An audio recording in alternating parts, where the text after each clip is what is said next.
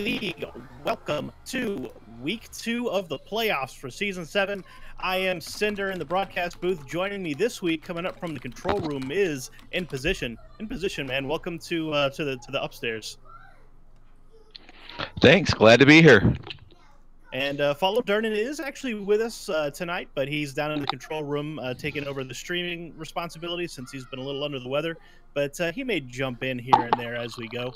Now, before we talk about tonight's matches In Position, I want to cover last week's results a little bit. So let's talk about that. Let's start with the blue magenta, blue purple, blue pink side of the bracket. Tell us a little bit about what happened last week. Okay, let me look real quick. I kind of came into this here. That's all right. So I'll hit blue division real quick, and you can follow me on purple. Okay, sure. We had Zenergy versus Team Swagoy. This one was it was very back and forth. There were a lot of 3-0s and 3-1s in this series, but it turns out that Zenergy ends up getting only 10 points. And Swagoy comes away with 14, going up 3 matches to 2 to take that one away. And then on the other side of the blue bracket, Texas Stubby took on the Doghouse. Texas Stubby picked up 14 points on 3 very close matches to end up putting the Doghouse away 14 to 13. Very, very close series, but the Stubbies just barely squeaked this one out. And then on the other side of the bracket In Position, what were the results?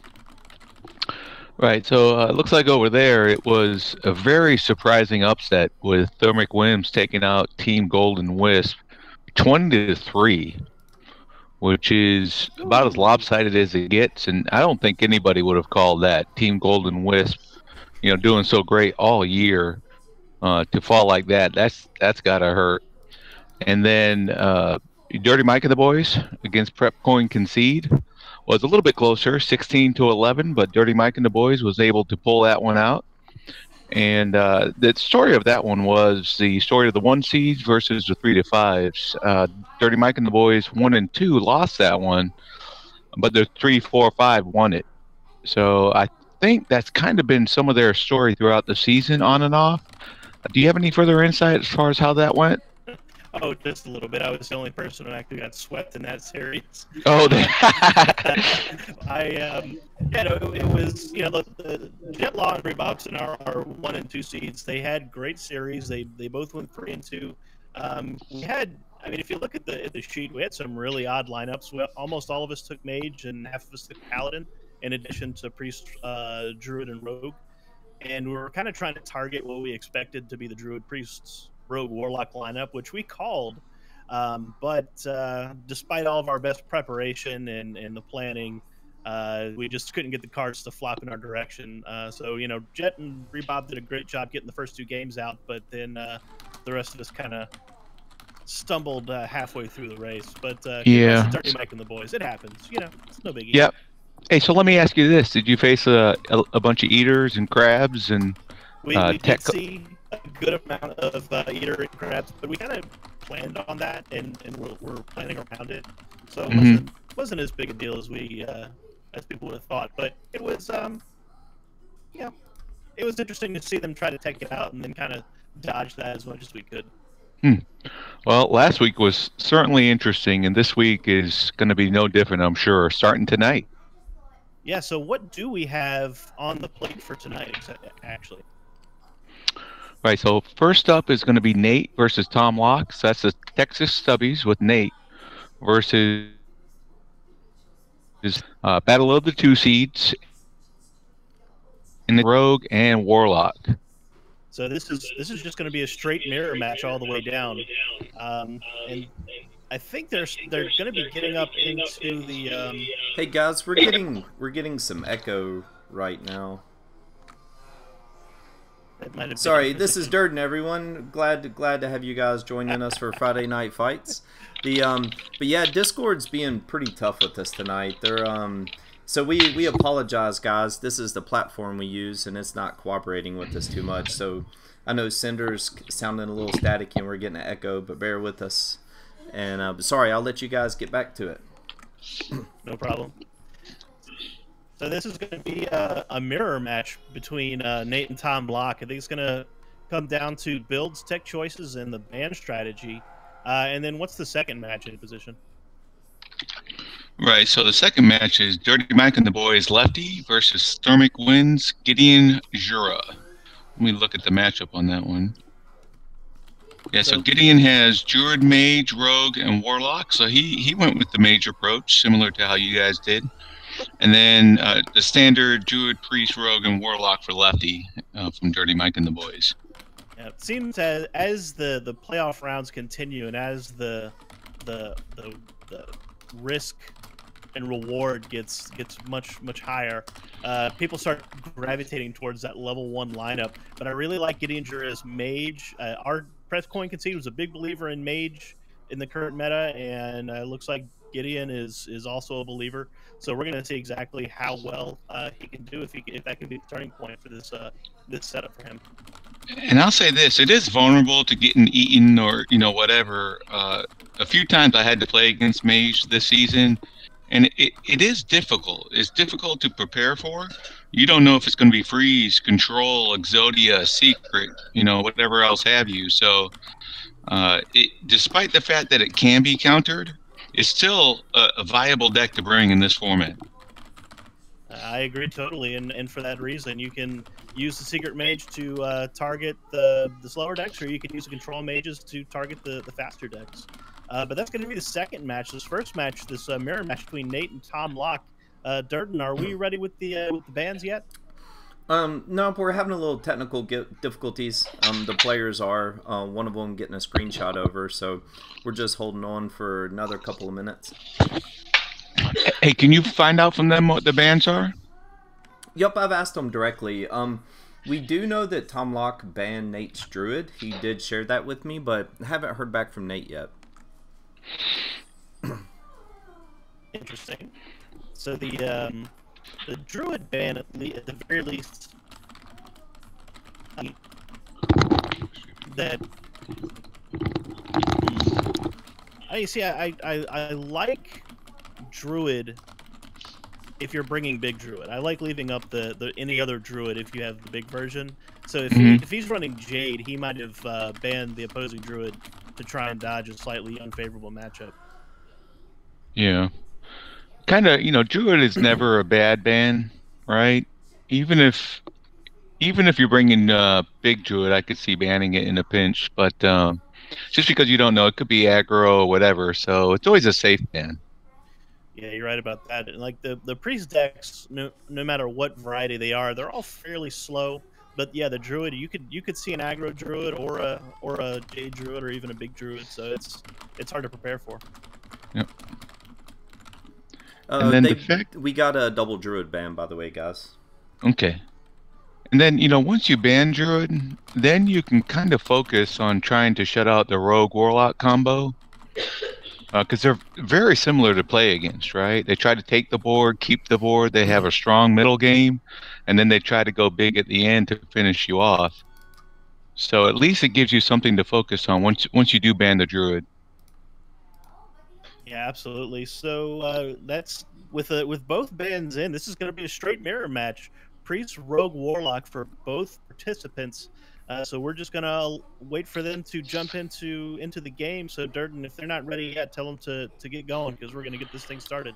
Yeah, we're still waiting on a screenshot. So I'm trying to help them troubleshoot that. But just so you guys, I don't know if y'all been looking at the HS replays up to the moment meta snapshot of the previous 156 hours. It's actually really cool. But whenever you cut the filter down to legend through rank 10, the two of the top 3 decks in the game right now are actually Big Druid and Big Priest. Pretty surprising to see the meta still shifting like it is right now. So who knows? We might see some spiciness tonight with some Big Priest or something like that. Yeah, no doubt about it. That's what Prep Coin Concede did. That's what we did as part of our strategy. We went double big.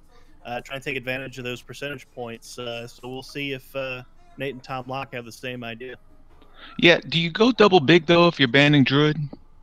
You see, that's kind of what I was wondering about. Like, if you're going double big, I gotta believe that you ban the rogue, right? Yep. So the fact that they both Yeah. ban druid makes me think that they might be doing something slightly different. Yeah, I would think so too. Double big. You think you can beat both druids in that case? So it'd be interesting to see. Yeah, sorry for the delay, guys. Still waiting on the screenshot. Can we just tell them both that they both ban druid? I know. Like, man, we're in the semis now. This is week 11. Do you bring Zoo still, or do you think we could see some control warlocks tonight? I don't know. I gotta believe that there are so many varied builds of Zoo right now, and it's almost to the point where they're not even really Zoo decks. They have, Yep. they have a number of one drops, but their mid range game is so strong, and they all top out at Gul'dan. So they have like a good in game package as well. So like I don't even know that we can even call it. These just feel like mid range demon warlock to me. Yep. So yeah, I agree. Yeah, there was actually a build of Zoo floating around before BlizzCon. I haven't deep dove at Zoo too much since then. That actually cut Gul'dan, and which actually sacrifices a few percentage points against Priest, just because you don't have the ability to reflood the board after you baited out their removal. But it actually increased the win rate across the board for everything else. So I don't know if you would do that here because both of them did leave Priest up. But Control Warlock actually, I want to say, and I could totally be wrong about this, but I believe Control Warlock actually dogs harder to Highlander Priest than even Zoo does. So Yeah, but they banned Druid though, right? So yeah, maybe that's trying to open up the door for a little control warlock against a Zoo and a rogue. What do you think? Be because Control Warlock does exceptionally bad against J Druid. So if you had Control Lock in your set, then yeah, maybe banning Druid is a signal towards that. But there's so few things that Warlock targets. I mean, it's pretty much down to like Shaman and Aggro Druid. And maybe Hunter. Yeah, it's decent against Hunter, and then against all these other mid-range decks like the Rogue and the Warlocks, they're not very good. So I don't know about that. Well, with the right build though, you can be good against Zoo, for example, and perhaps even Rogue if you had some Galacas and things like that in there. Yeah, it's true. When you're in this format, it's They're, easy enough to. We're actually good, guys. Sorry, I didn't mean to cut you off, but I know everyone's... Yeah, no problem. Yeah, no, let's get into it. We're ready. Y'all didn't have to go on a 30-minute dissertation on the Magic, the Gathering trading economy like we did one time, but that was pretty close. At least we're doing it on a Friday and not on a Saturday afternoon. All right, so Sorry, who's on bottom here? I'm coughing. Nate's going to be up top, and Tom Locke is going to be on the bottom. Okay. Just waiting for them to jump into the game.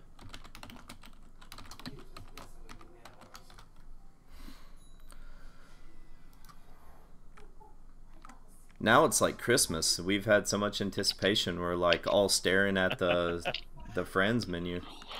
Yeah, I've been looking at that little gray arrow next to Tom Locke's name for a good 10 minutes now.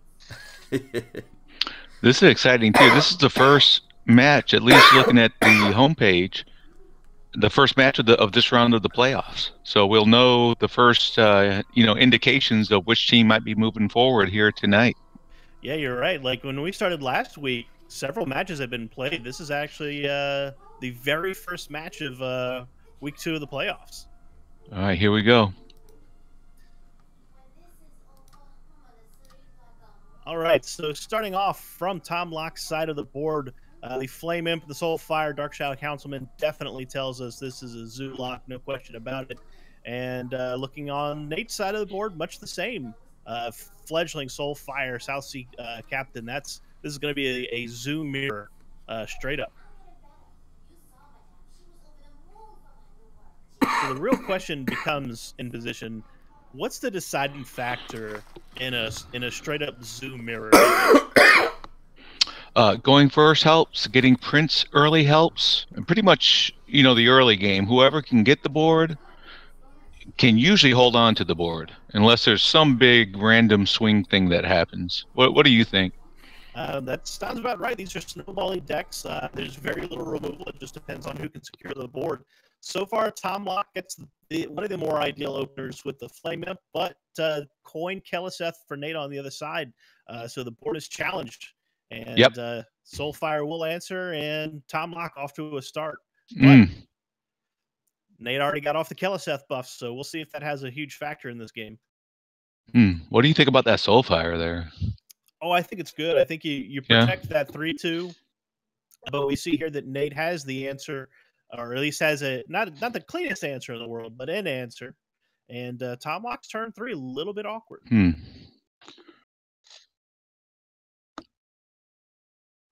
Going face.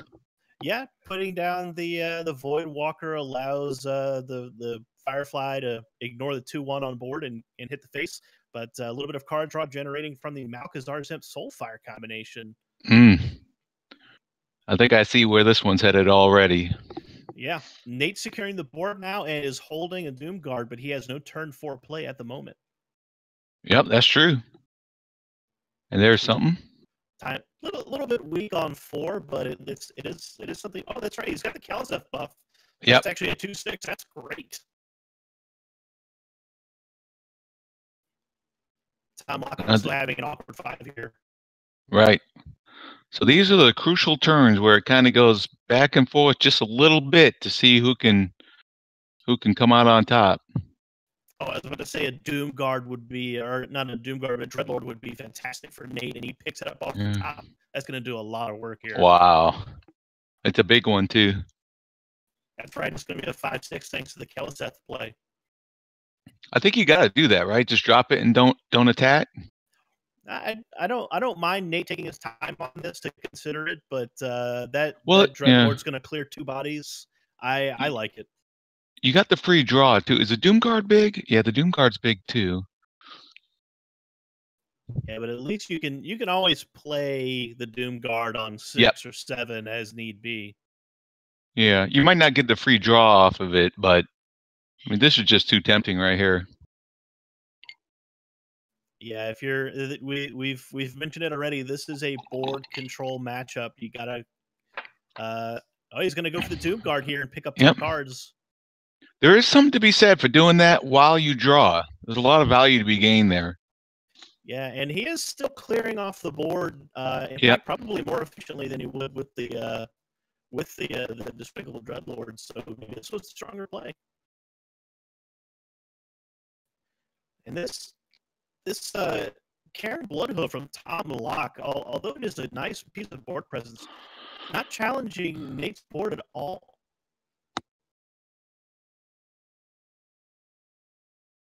Nate's going to go face to start pressuring that Warlock health total. If he hits face with this, it gets him down to 14. Tom's got a bone there, though. That's true. But I think he has to consider that he can't clear both bodies from Cairn and the Firefly in order to prevent the Bone Mare. He's just got to push face and hope he doesn't have it. Oh, he definitely has to go face there.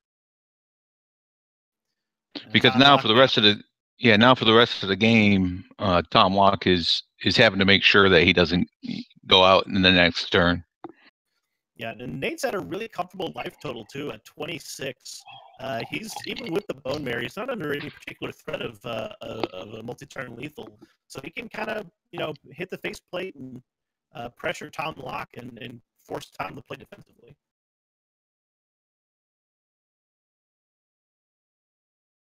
Looks like the Bone Mare is going to come down, but Tom Locke considering where he wants to apply that buff.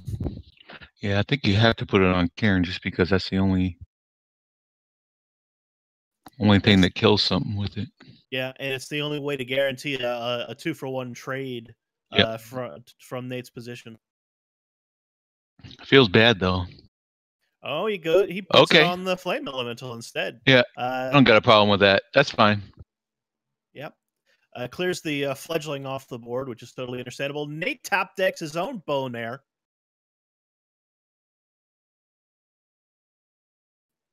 Man, that Dark Shot Councilman's going to be able to punch through that flame elemental and deliver, if he wants to, 10 damage to Tom Lock instead of no 4. Yeah, that's what you got to do. I mean, you could value trade the 6/6 and then Bone Mare the other one to go face, but putting them down to 4 is pretty much crippling. Yeah, it not only does it take out the life tap as an option, flame up becomes not an option anymore, and it puts him in a range of Soulfire. So yeah. I think you absolutely have to do it. Yeah.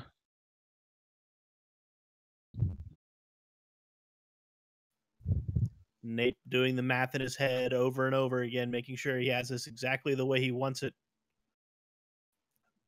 Bone Mare does hit the Doom Guard. Sets Tom Lock to 4.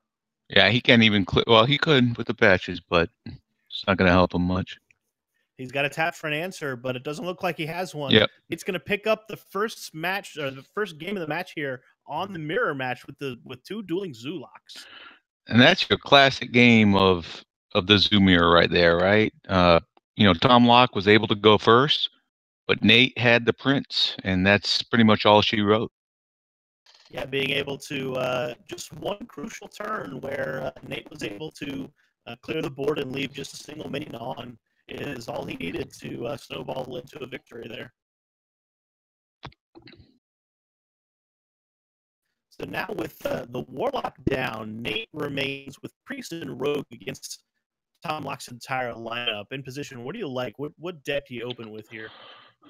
Well, the Warlock works so good. I think you go Rogue, but let's see. Okay, he's going Priest, and Tom's coming right back with the Warlock. So he's going with he knows this Warlock has a good matchup, perhaps against Priest. So he's just going to keep bringing it until it wins approach.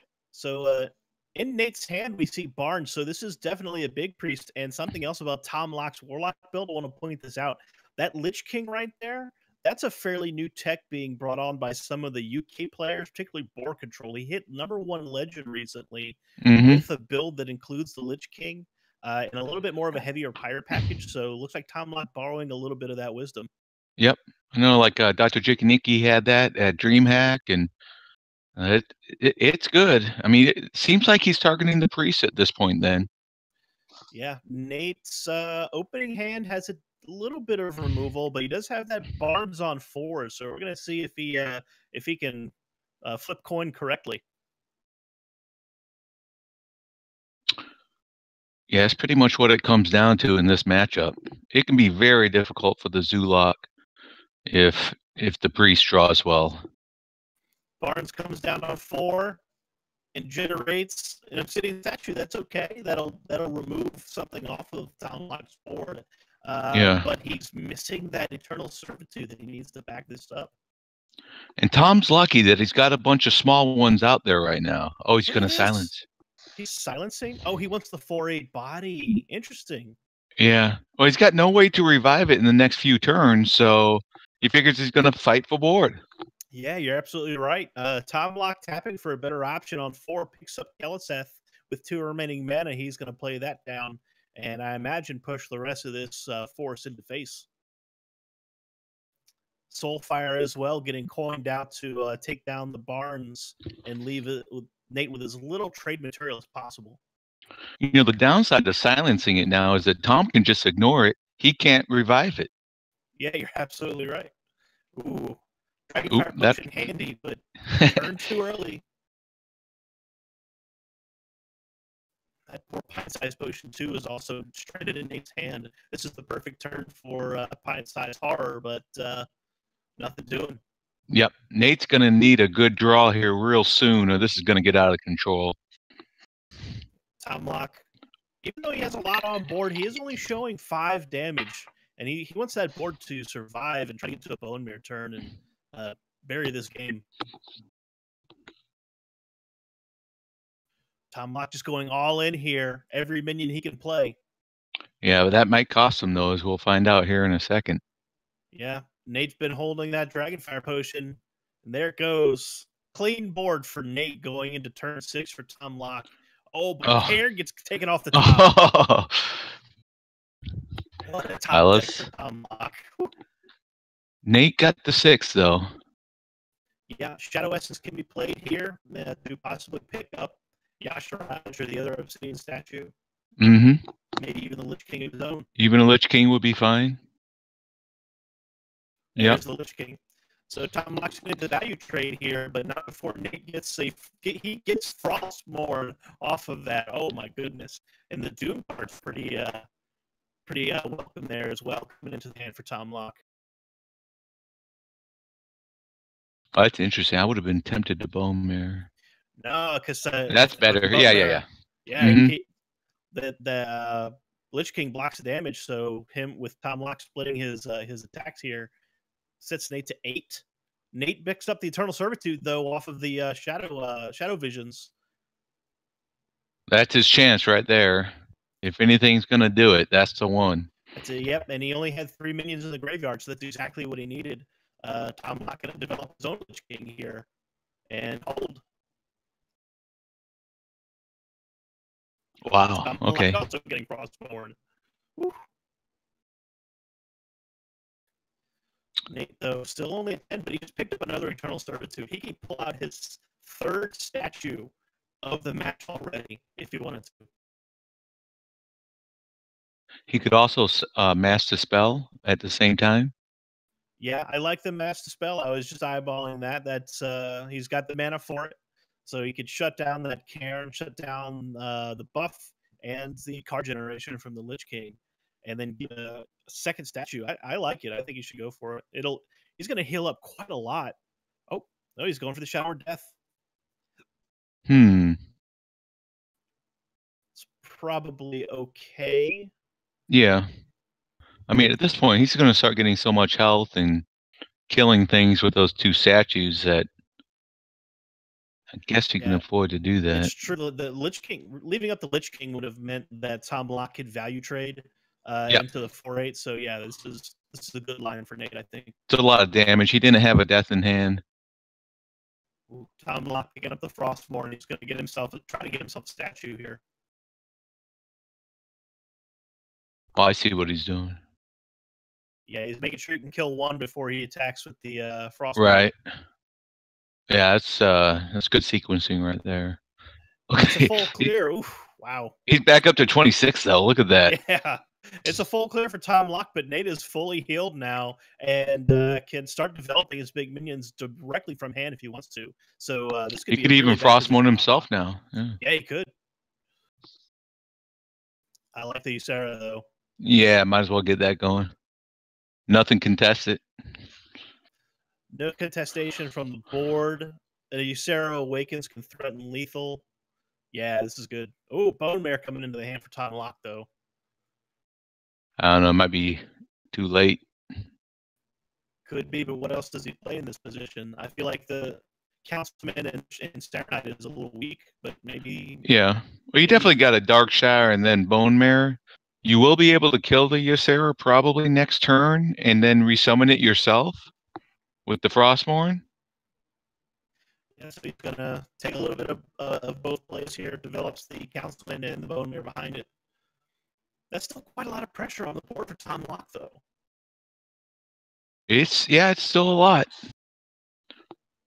Shadow Word Death and Shadow Word Pain in hand for Nate, so he can answer most of this board if he wants to.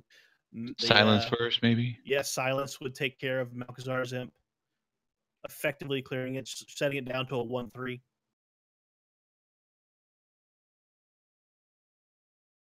That's a 9-mana play if he wants to take it. He could even. Oh, there's Ysera. I mean, your charge there. Yep. So he could other options, perhaps using the potion plus Ysera to trade the Bone Mare off the board. Yeah, looks like that's the line. This is Yep. Just clear the whole board. Yeah, he just ran the imp into the Bone Mare to clear it. So yeah, full clear for Nate, and a 412 still unchallenged from the board.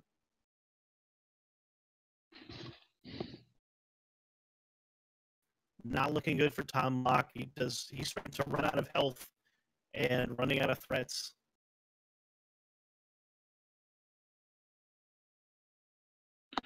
And he's got him down to 10, but like one taunt or anything at this point.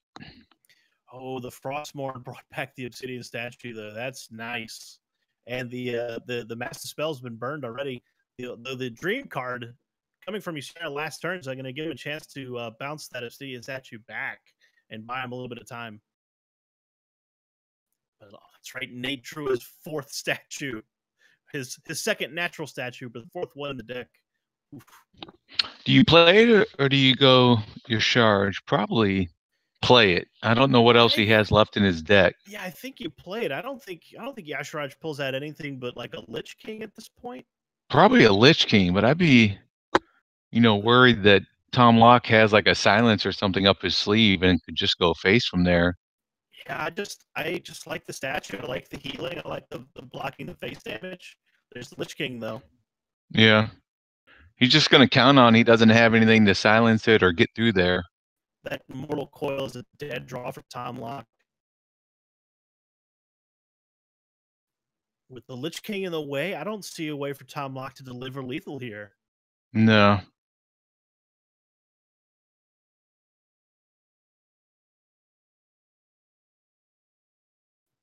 Gonna try and at least push through with the Soulfire. Yeah. Let's get a free card draw out of the deal if he gets another Soulfire, but I think he already played his other one.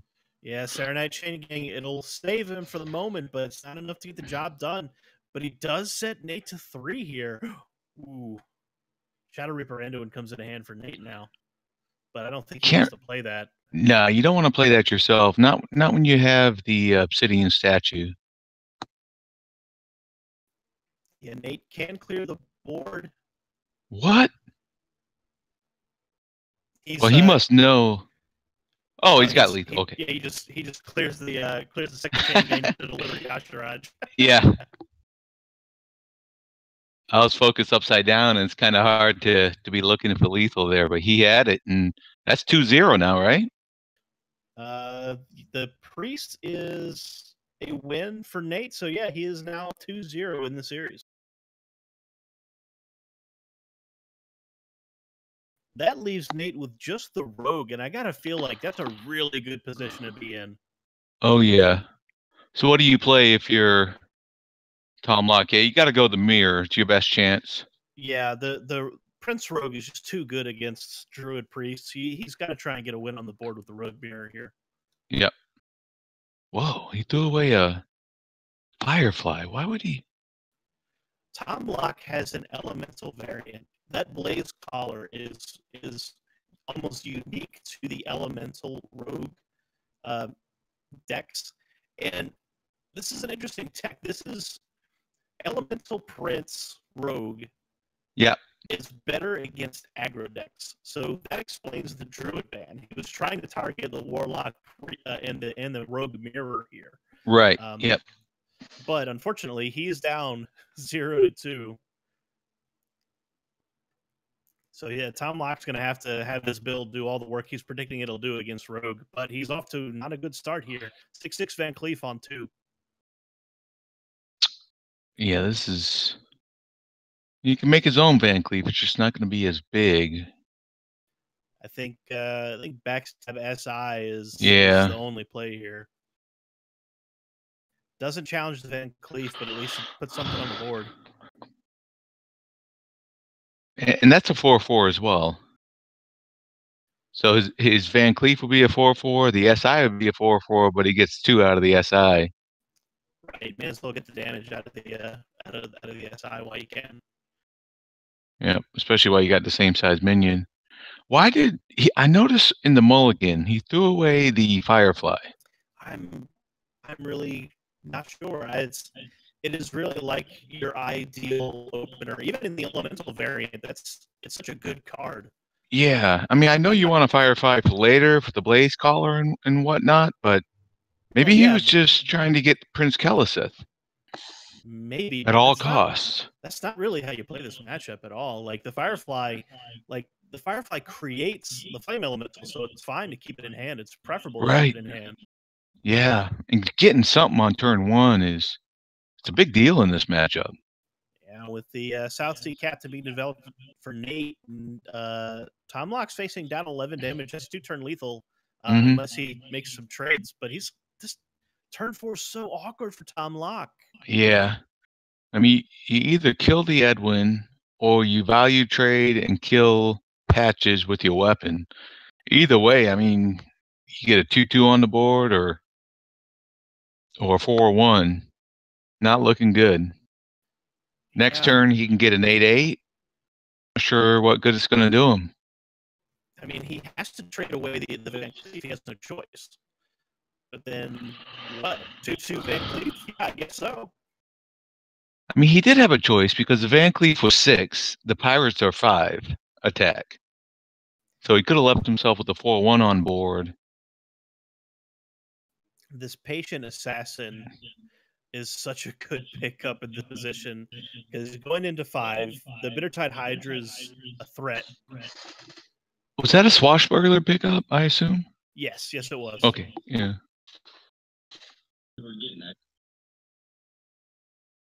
Is that from my mic or from both of them? I think it's from yours. Huh. Nate didn't develop the Patient Assassin, so the Bittertide Hydra hits the board unchallenged. But with Tom Lock at such a low health total, it's a really risky move. But then the Plague Scientist is just going to be able to clear this off if he wants to. Yeah, that's what he's going to go for. Takes 3 damage, gets the Hydra cleared, and gets set to 10. Tom Lock is in a bad way in this matchup. He's going to do what he can to fight back on this board, but Nate's at 30 health. He still has plays to do in hand. Tom Lock can't play most of his hand until turn 7. This is so awkward.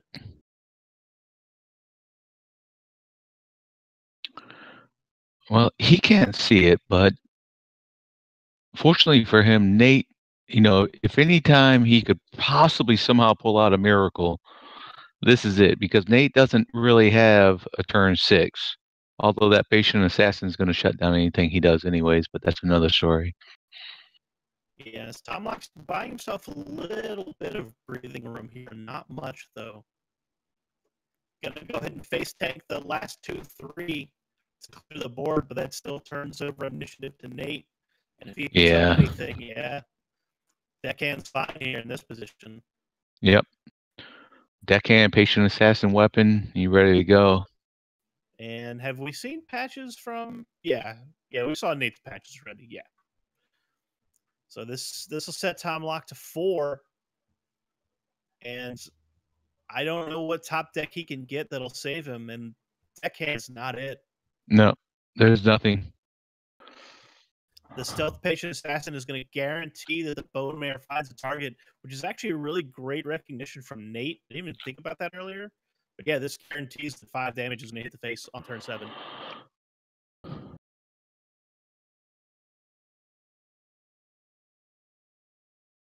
And Leroy comes off the top anyway for Nate. He didn't need the Bone Mare. He's just going to do this Leroy style. Yep. That's a good way to finish the whole match right there. Nate buried Tom Lock in this set in position. Yep. 3-0. He was the underdog, too, if you look at the PRs. So that's a huge win for the Stubbies. Yeah, Stubbies just continuing their march towards the finals. And I got to go with 3-0 to start up the series. Their chances are already very, very good. Very good, but, this has been Team Swagoi all year. You cannot count them out. Well, so we say that. However, I seem to remember poor Brasky playing that Highlander priest on the casts. I think it was last week or week before last, and it was just So even the best teams can stumble. So we'll see if Right. if Stubbies can carry this forward. Yeah, we'll see. And Team Swagoy, they're very good. It could be Brasky, after last week, Yeah, who you're right. comes back and gets them back in it. So, this is far from over. This is one match. They're down 3-0. This is far from over. Yeah, you're absolutely right. So let's talk about this next match. It's Lefty from Dirty Mike and the Boys versus Gideon Jura from Thermic Winds. Who do you like in this matchup in position? I'll be honest. I don't know a lot about either player. So just looking at their lineups, I do know Lefty's a very good 3 seed. But Gideon with that mage is what could be the determining factor. What kind of mage it is, how he ends up playing it, how the bands go. There's a lot of strategy going on between these two lineups right now. Yeah, I think you're absolutely right. The exact composition of that mage, I think, is probably going to be the make or break in this set, unless Lefty gets the hint and just bans the mage, which is entirely possible. Yep. That's what a lot of people do. They either decide to target the mage or just say, you know what, I can't plan for everything. I'm going to ban the mage. Or a third option, you just ignore it. If the mage wins, it wins, and then you focus on the rest of the lineup. Yeah, it's pretty difficult to craft a perfect lineup for Conquest, and at some point you end up giving up a matchup. It's almost unavoidable. Right. Yep. Looks like Gideon Jura still getting his lineup ready. So just a quick thing to say about Thermic Winds. Like, this is a mostly new team. Am I correct in position? I know Rockaloid is new. I feel like how much experience does the rest of this team have? Yeah, I'm not sure. I'm pretty sure Bloodhunter is new. Switters has been around at least last season. Yeah, and I'm not sure about the rest of them. Yeah, I'm pretty sure that Ronkaloid and Risen are new this season, so it's really nice to actually see new players being able to climb this high into the Team Hearth League. But against Dirty Mac and the Boys, this is a difficult, challenging lineup to face line of players. Everyone from Dirty Mike up, from the 4 seed up, is rated 400 or better. Yeah, it's surprising they make that fit, but I guess with no 500 PRs, it brings it all where you can actually make that work. Yeah, and they've had a lot of switching of seeds this season as well, which I know from experience makes it pretty difficult to prepare for a team, because you have to kind of reconsider each player's individual trends against who they played and what they banned. It's tricky. I haven't looked at their records, but I've heard a lot of good things about Ryzen. I think he had a great season. Don't quote me on that, but as a 5C, I heard him. Matter of fact, Cody too. I heard did good all season. Well, looking at the stat page now, Ryzen has a 5-5 match record, but his game record is 23-17. So that's a pretty good game record. It's 58%. That's something to sneeze at. Ronkaloid about the same, 5-4 in matches, and 19-17, 53% in games. So they've done. I know from my own firsthand experience that your first season in Team Hearth League is hard. Oh yeah, coming away with a 50-50 record and heading into the playoffs, that is nothing to be ashamed of. That speaks really well for them, especially in the 4 or 5 seed, where in the back alleys of THL, you never know what you're going to see, and it's very difficult to be prepared against people who've been around the league for a little while. Yeah, you're right, and the Bloodhunter seems to be kind of the leader of the pack. His match record is 6-4 and a 53% game win percentage. So they've all done okay. It just seems like they've been consistent. No like massive swings back and forth. Nobody's doing really badly. Nobody's like jumping way ahead. So just solid consistency all the way through the league. Yeah, I'm looking at Gideon Jura's lineup again with the Druid, Mage, Rogue, and Warlock, and kind of with the Druid, Priest, Rogue, and Warlock.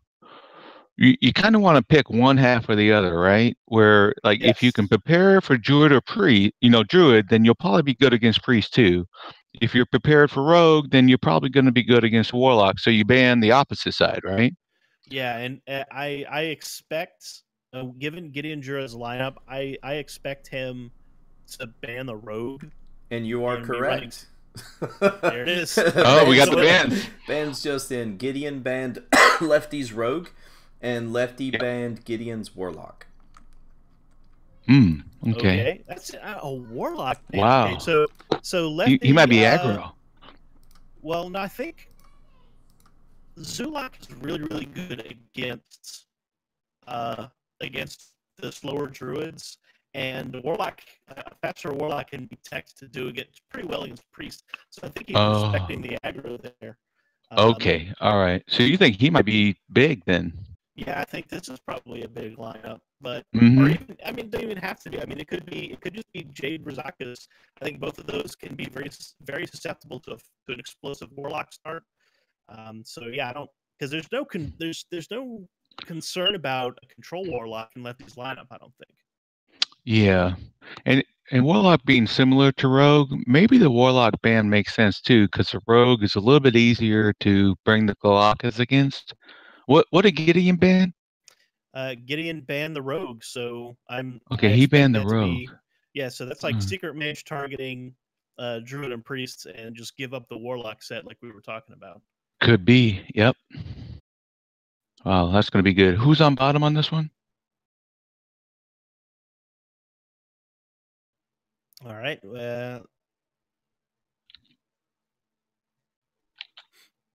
All right. I'm excited, man. I want to see this. I want to be vindicated on this mage pick because it was part of Prep Coin Conceit strategy last week, and it didn't work out for us. But I want to see somebody succeed with this.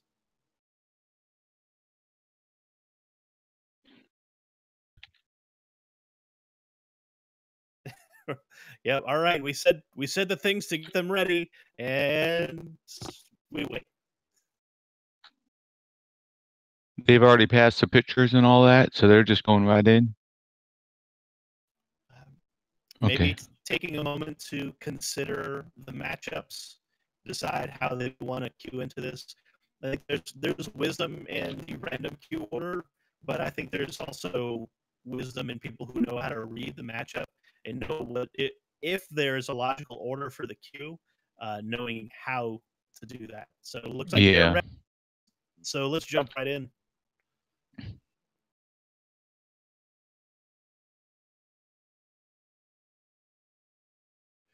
And Gideon is opening up with the mage, so we're going to see that right out of the gate.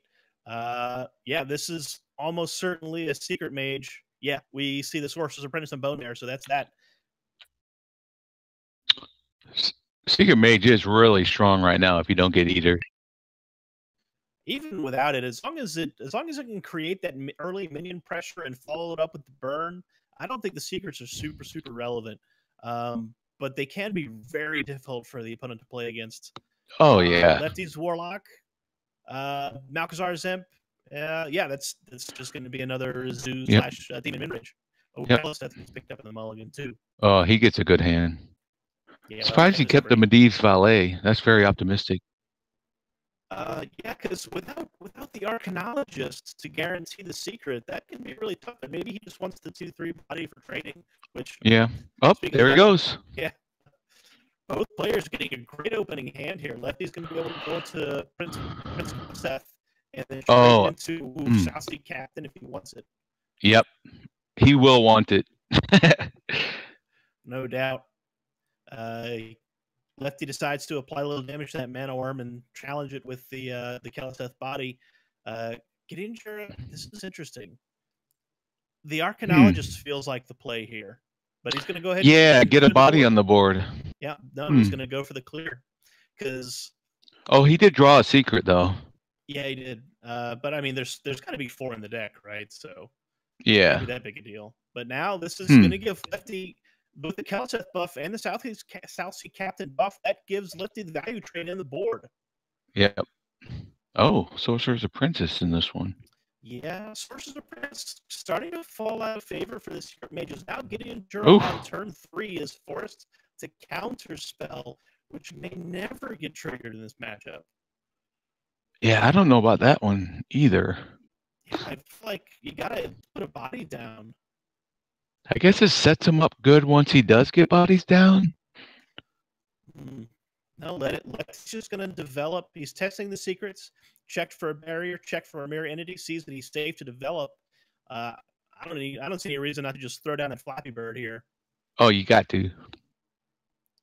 I mean, you could tap and play the other thing, but yeah, this is it.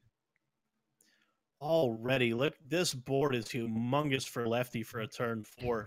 Gideon Jura does have the valet to help him fight back on the board a little bit. Yeah, valet coin, some things. But you almost you got to hit the Flappy Bird, right? You cannot leave. Yeah, 100%. You cannot leave anything up. There's that. And with the remaining mana, he's going to strip another 3 points of damage off the board. Yep. This is the position that Secret Mage does not want to be. Does not want to be playing defense. Yeah, that's very difficult to come back from this. And this is in fact, if you're planning to bring Secret Mage in this meta, Zulok is the match that you give up as the mage. You know you're going to lose this. Yeah. So at this point, he sees Zulok. It's unfortunate in the first match. You just got to say, okay, well, this is the one. I knew this would happen. I'm going to lose here, but, he's still very much in this whole match. Oh, absolutely. But you never want to put yourself a game down if you can help it. But look at this. Nah. Lefty already at 16 damage showing on the board. Yeah, this one. No mana worm on that one, huh? Oh, he's going to, okay. He's going to coin out another body, which I can't blame him. Oh, he's just coining out Fire Blast. Oh, my goodness. Wow. It feels so weak.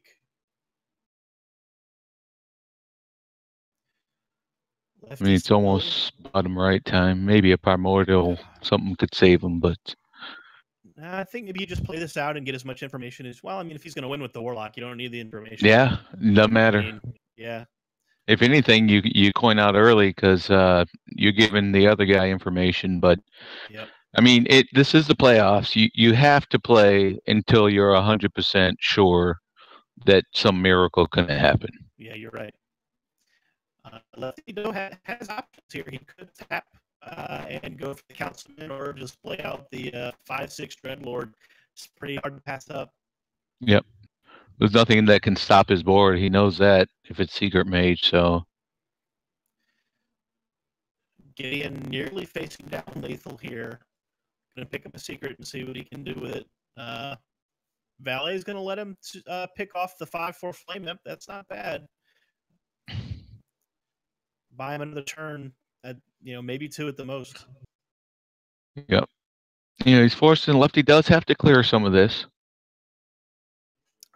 Do you, though? He was at 27 life. I mean, yeah. I think it's safe if he just wants to continue to pressure the life total. Yeah, he can't take out both of them. Well, he could with that pickup that he just got. So you might be tempted to take out both just to be safe that you don't face a Bone Mare and some miracle. Yeah, that's true. The Bone Mare is a popular card even for Secret Mage, so maybe that's part of his formulation here. Yeah, I mean, if he takes the 2 things out, then there's 0% chance he loses from there. At the same time, do you really want to stretch out the game against a mage who can find removal and find burn, especially against Warlock who's be tapping for cards? Yeah, I mean, you probably don't need to. On ladder, you just start going face right here. But with this and the board that he has, if he takes out these 2 minions, there's nothing Secret Mage can do. Okay, he's going face. What? Yeah, he's that's right. I forget. Let the AoE take it out. Yep. Now that 17 no mana worm for Lefty. Yeah, I'm really surprised by that. I guess he just feels it's just going to be traded away. But Gideon Jura is out of removal, and Lefty is showing lethal. I don't see a way out. There's nothing at this point. I I mean, if he got a primordial and a flame strike, it would have had to happen this turn for it to be relevant. But how many secret mages are running either of those cards? Well, the primordial, what do they call it? Primordial glyph? Oh, Yeah, right, yeah. Sorry, I'm thinking primordial Drake. I'm like, No. There you go. Yeah, getting Jersey and the writing on the wall. Lefty's going to pick up the first game of the series.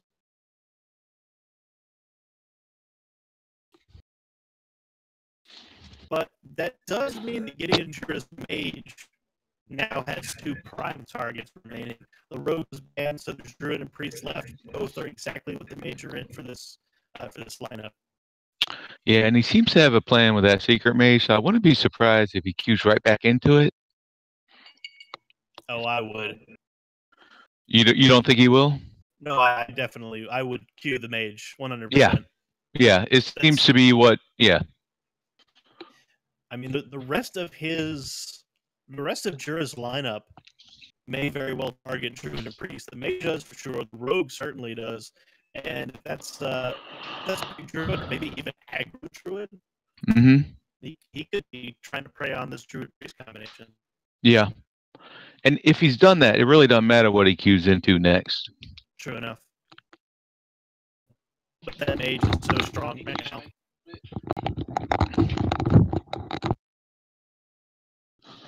Yeah, he sticks with the mage going into Lefty's priest. And let's see, we see the Acolyte, which, Acolyte Pyromancer tells us, there's 2 possibilities here. It's probably Highlander Mage, but the Shadow Word Pain is usually he's got the pyro though. The indication though, because like there are builds of Silence Priest that would run Pyro Acolyte, but I think the Shadow Word Pain tells us this is Highlander.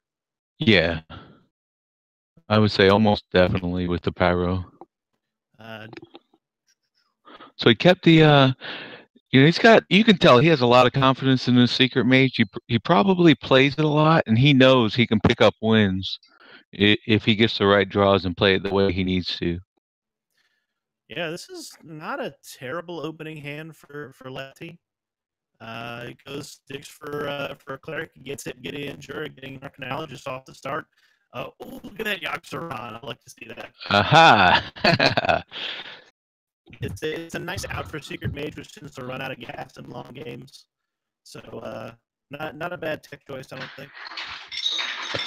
That's not what you want to see right there, though. No, you never want to guarantee the priest card draw early on, but Jura has really no option here. He has to play it. Do you take the draw here if you're the priest, or do you shadow it? Well, considering he has none of the combo pieces in his hand, I would be tempted to go for the draw, but Lefty disagrees. He understands the minion pressure from the mage is how it wins. Right. So he takes the 2/3 off the board, but Jura reaching for that Karantor mage, that's very strong card against the priest. And the draw's not as important against the secret mage as it would be in a longer game where he's trying to shut him out quick. Surprised that he picked up the counterspell here. I would usually try to throw out the counterspell ahead of like turn 6 or turn 5 if Kazakus has been played. Mirror Entity seems like it might have been stronger to try to pick up some early minion pressure. Yeah. He knows. Does he know it's not Dragon Priest? Good question. Because I would tend to keep the Mirror Entity for turn 5 or something like that if I knew it was Dragon Priest. Yeah, maybe so. I mean, that's true enough. Like, Jura has not really had signaling of what kind of priest this is yet. Mm-hmm. But getting Jura's hand so far is not bad. Yeah. Then again, he did play the counterspell before the coin was played. So sometimes in that situation, I like to play the Mirror Entity, knowing that they're going to play the coin to try to proc and test. And then your counterspell is more effective later. Right, but yeah, Lefty had the opportunity to use the coin to poke that counterspell and got rewarded for it. And I'm getting told I'm getting a lot of echo from my mic. I apologize to the viewers for that. Not sure what's causing it at this point. Yeah, happens. Oh, that draw from the Acolyte of Pain gives Lefty Raza, and Anduin comes off top, so Lefty has full combo in his hand. Kazakis And is taken down, Kazakis. though. Yep. So what potion do you go for here? I'll probably go for the 5, knowing the secret mage. They're going to have small minions. And Well, the first potion offering is not great, although the summon 2 friendly minions. Summon 2, yeah. It's not bad. Gives them some card drawback.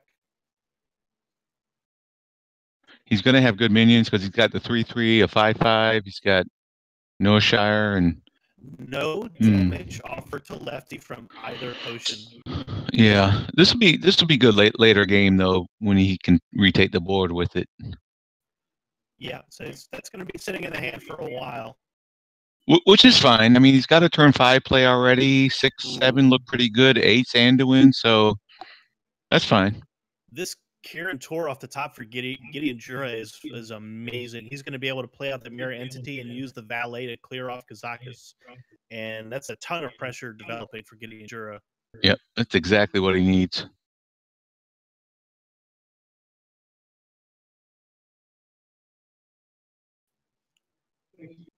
$10 damage now on board for Gideon Jura and a mirror entity ahead of 5, which means if Lefty plays the Raza, he's going to be rewarded with a 5/5.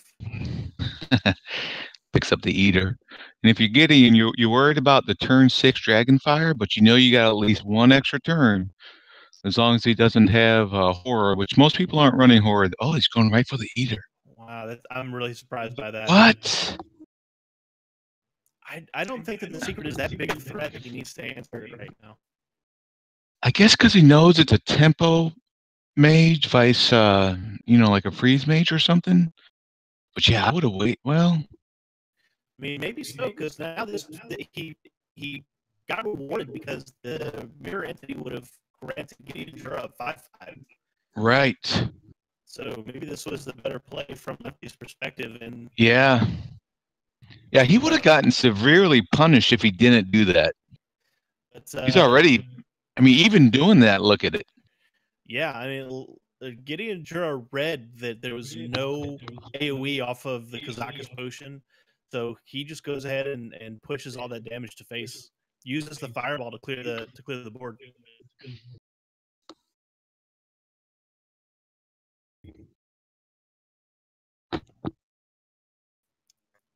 Not really much option in his hand. He's just going to go for the Kazakis potion here. Oh, it's a good thing he picked the freeze on that one. That was a good pickup. Timely Arcane Intellect for Gideon Jura. That's a two mana couple crystal runners.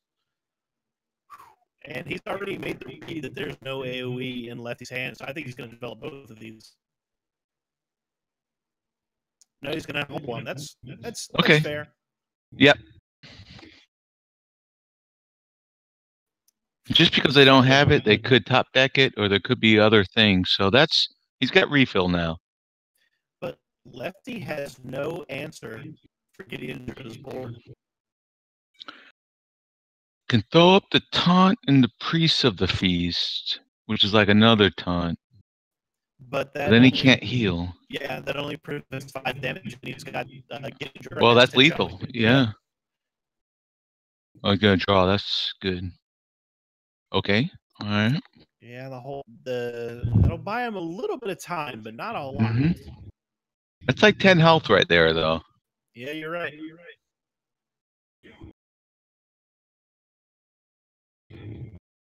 I mean, he may have just bought himself a lot of time.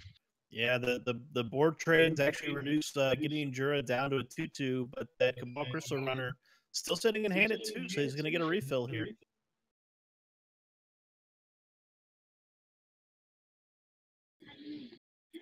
So now the question is, do you Anduin with all this pressure still on board?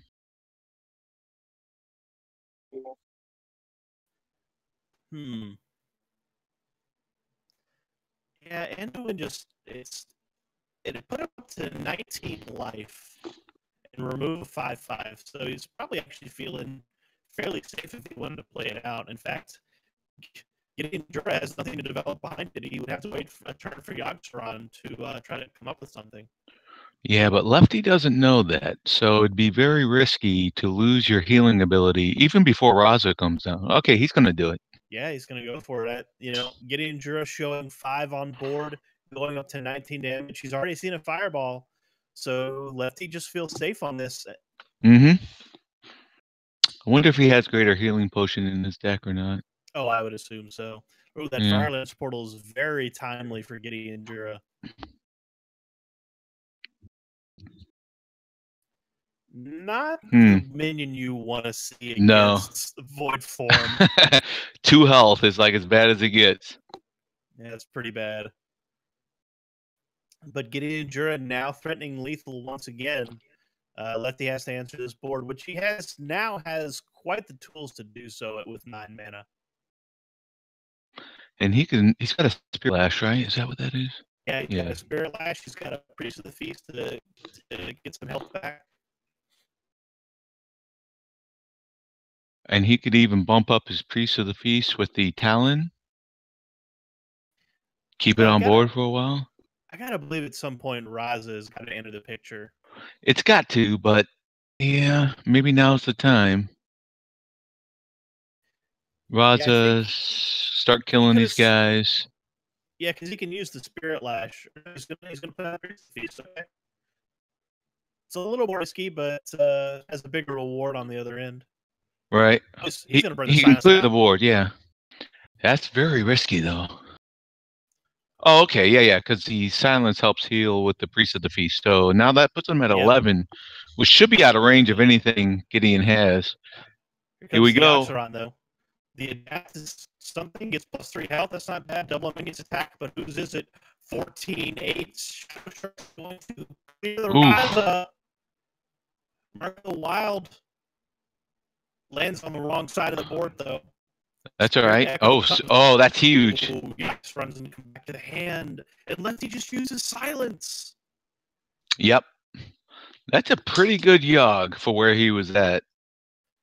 Yeah, if Gideon Jura could just clear this 5/8 somehow and deliver that Yogg-Saron, it's going to be game, but I don't know that there's a card that's going to allow him to do that. Maybe the other Firelance portal can portal it and pull out a charge minion. It's possible. Has he used both his fireballs? He used one to clear the Eater of Secrets. The other one's still in the deck. Okay.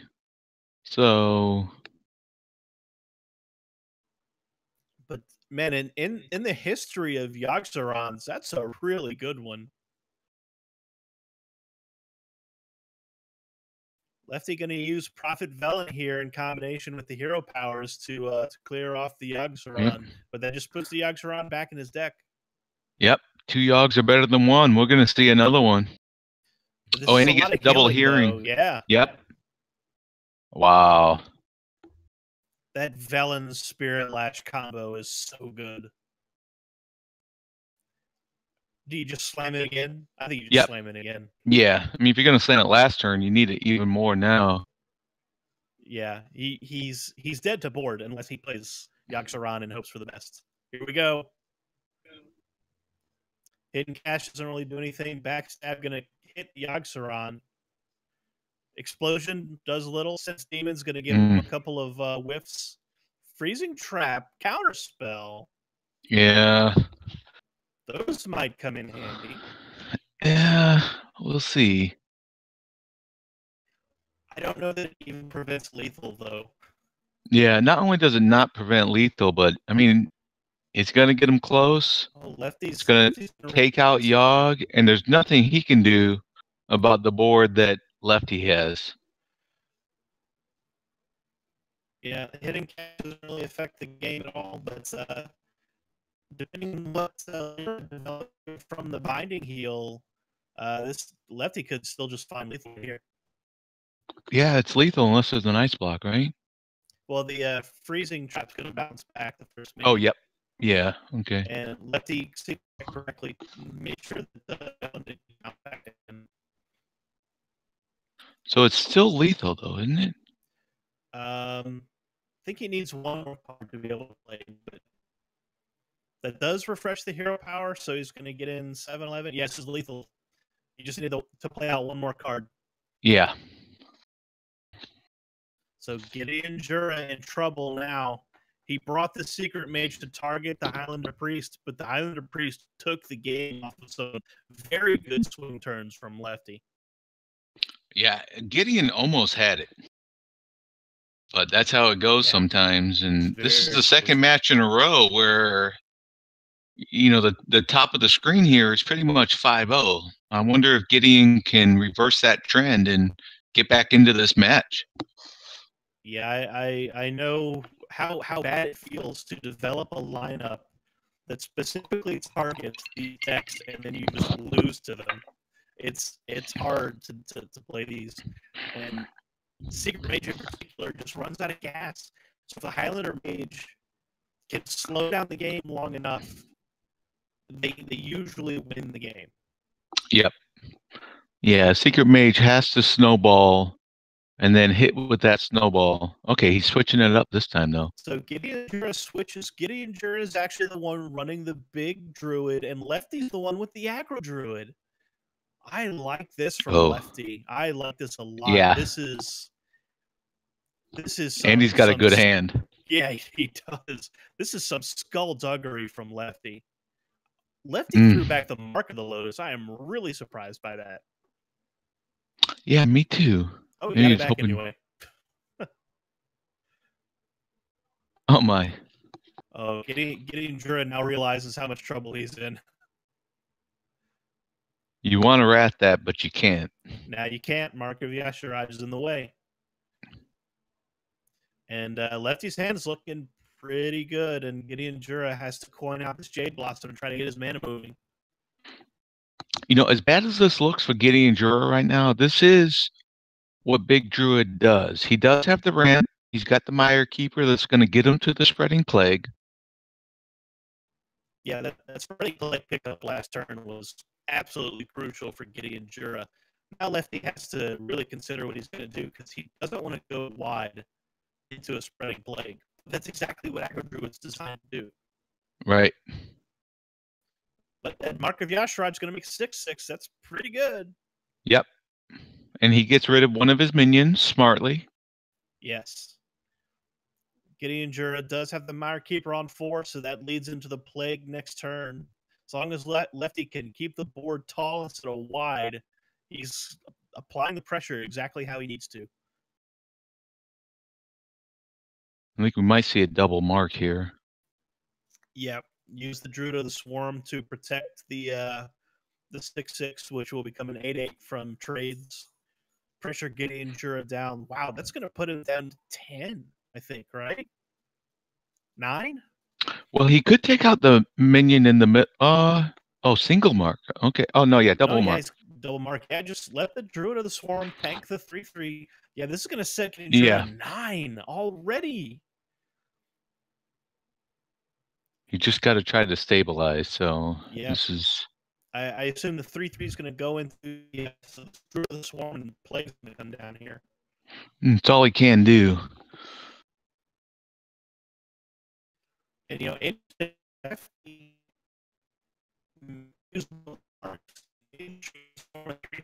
actually allows Gideon to trade away the 3/3 and set up a full Spreading Plague. And two of these scarabs can be taken out, so it is still looking really bad for Gideon here.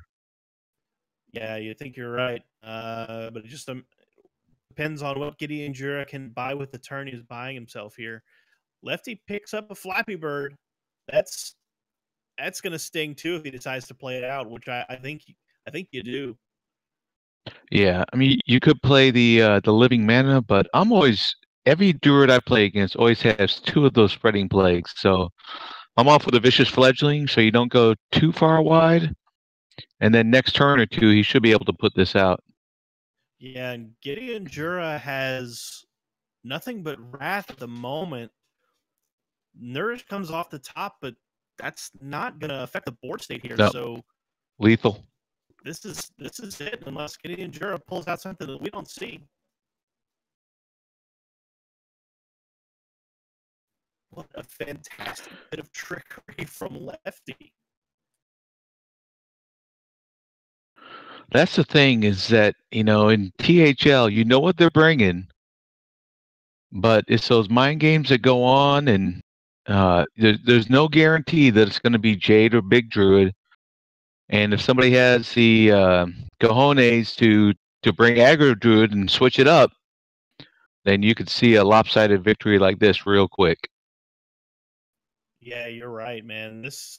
And I have to wonder if Lefty saw the mage and anticipated the priest druid targeting and said, all right, fine, I'm going to take the aggro druid so that you can't target me. Why would you ever do that without Nourish? I don't know. I think Gideon Jura is just... Yeah.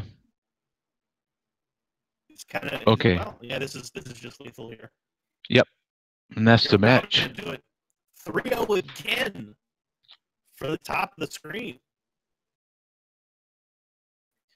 Dirty Mike and the boys continuing their march towards the finals. Taking care of business. That puts them 3-0 ahead of Thermic Whims, which I know Thermic Whims is the underdog, but I really like that team, and I'm hoping for the best for them. But going down 0-4 basically once the bonus is kicked in, that's a difficult climb to negotiate. Yeah, it's only one game though. There's 4 games to go. The next game could go 4-0 the other way, and long way to go on this one for Thermic Winds and Dirty Mike and the boys. Yeah, you're right. So recapping a little bit, game 1 we saw Tom Locke versus Nate. And Nate put away the series 3-0 very, very quickly. And then in match 2, we saw much the same. Lefty puts away Gideon Jura 3-0 for Dirty Mike and the boys. So in position, what's up? Yeah, so let me ask you this. So we saw 2 sweeps, right? And this is THL, where you know what the matchups are. Do you think that these matches came down to planning and which one you're going to play first and tech choices? Or was it just a gameplay or how the cards played out? What do you think were the keys to these 2 sweeps? I don't think that we saw any drastic misplays on any point on any player. Nope, definitely not. I think all players played well. Yeah, so I think we can rule that out. I mean, there were micro decisions that went into all these games, which I'm sure can be broken down, but I didn't see any obvious mistakes. Mm-hmm. And then in the first set, it was a mirror match. Yeah, and I don't even really recall Nate drawing extremely well either. He didn't have any crazy top decks or anything like that, and Tom Locke didn't have any awful hands either. Yeah, in that first match, it was like Nate just got, a little bit of an edge here and there, and each game just ended up winning it. Yeah, just kind of knowing when to turn the corner, and I think Nate is to be credited for points of recognition during the game, knowing when to trade, when to go face, right? When to develop what to dodge certain answers from Tom Locke.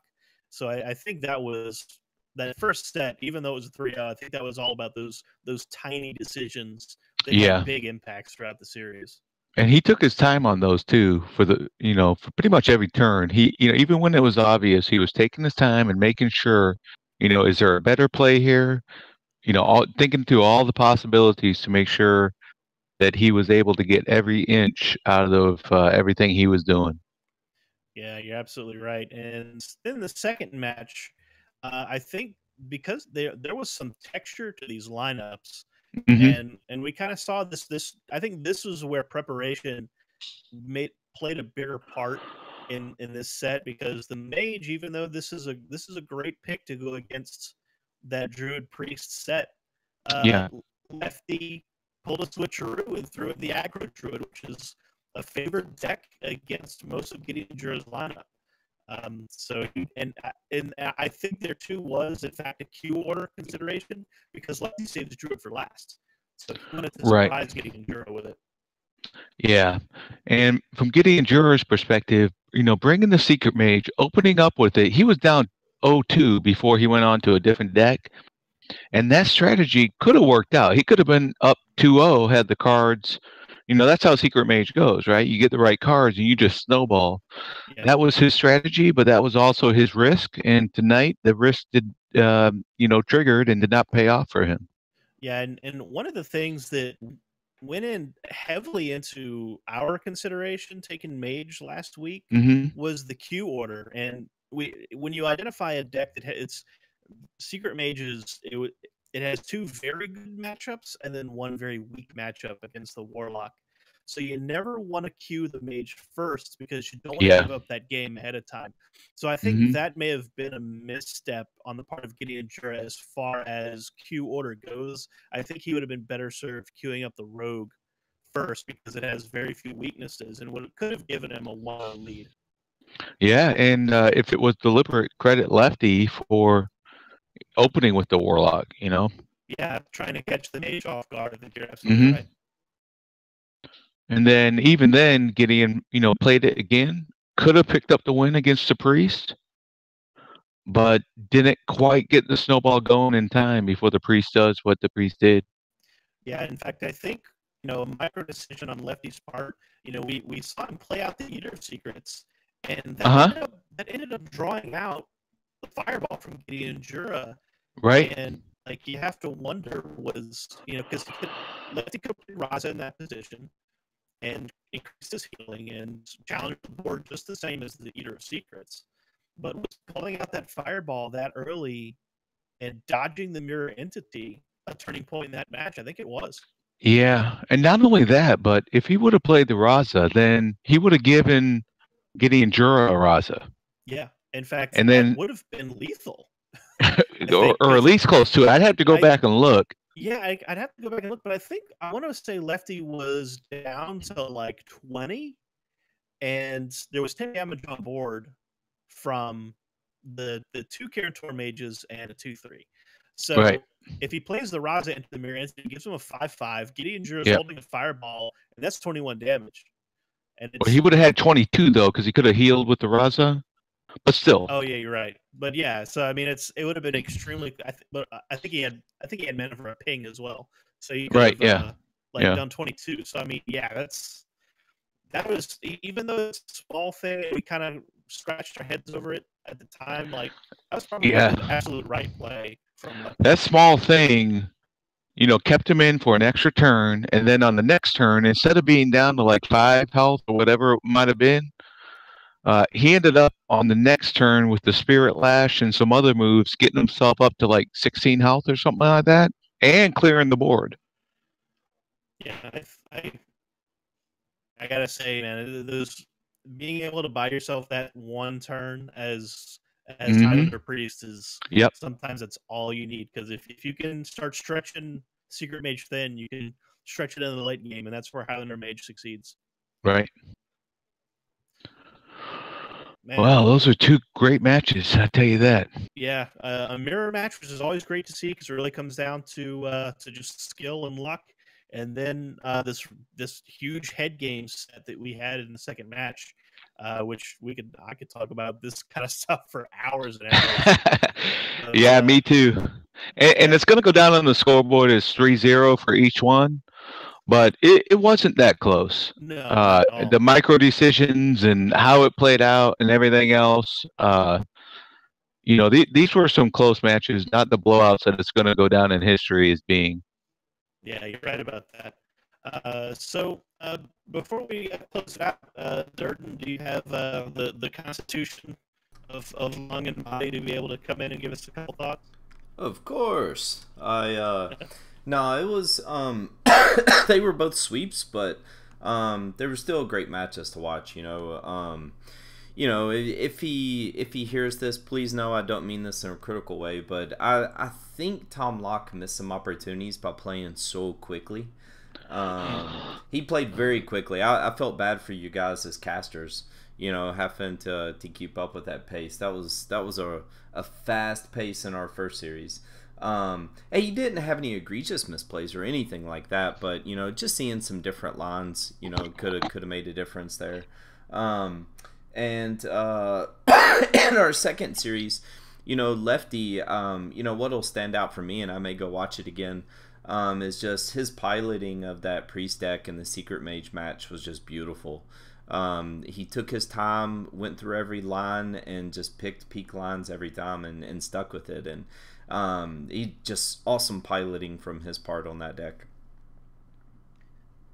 Can't argue with that in the slightest. Yeah. The and no, you guys did great in position. Thanks for stepping in tonight and flipping spots with me. It's much appreciated. And sorry for the Discord issues tonight, guys. You know, it's out of our hands, but lesson learned. We'll be sure to have backup audio systems and connect all on Skype or something else for next time around. For sure. But one thing we know will be there for sure is the quality of matches. So I'm super excited for next weekend. Can't wait to see how these series turn out and see how far the field narrows down for the next week. So from the broadcast booth, I'm Cinder, and in position for the two of us and Follow Durden in the control room.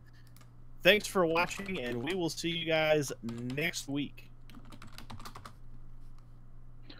Thanks, everyone. We're out.